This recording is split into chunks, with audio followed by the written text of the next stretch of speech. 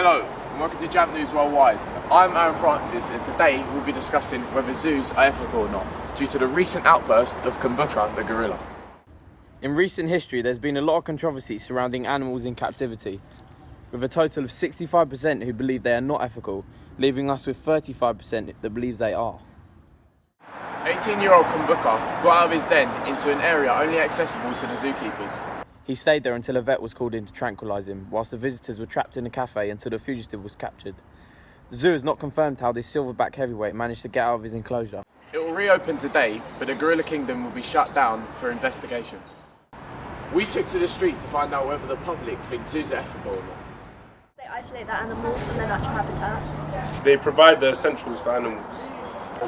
They prevent animals from becoming extinct. We have witnessed the extremely small enclosures throughout and a lot of distressed animals.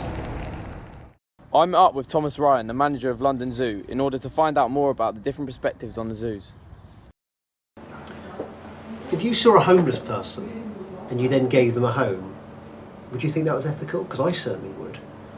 Of course the same applies to animals. A lot of the animals they take in zoos are endangered, they've suffered, and what they need is a safe environment where they can prosper, they can grow. Of course they're ethical, and it always frustrates me when people say that they don't think they are. On a smaller note, it's obviously educational, and people have greater awareness of the way animals are and what their needs are, and that feeds through globally.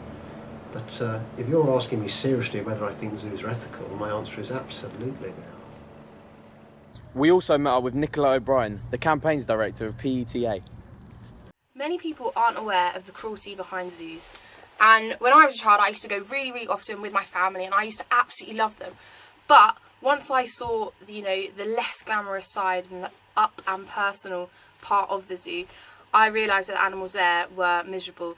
They've been taken away from their natural environment and they're imprisoned against their own will just so that people can walk past them and look at them, and it's an entirely artificial environment. They're doing nothing but keeping the animals there in a really small enclosure in comparison to their natural habitat, and not only that, they're often exposed to unnatural weather climates.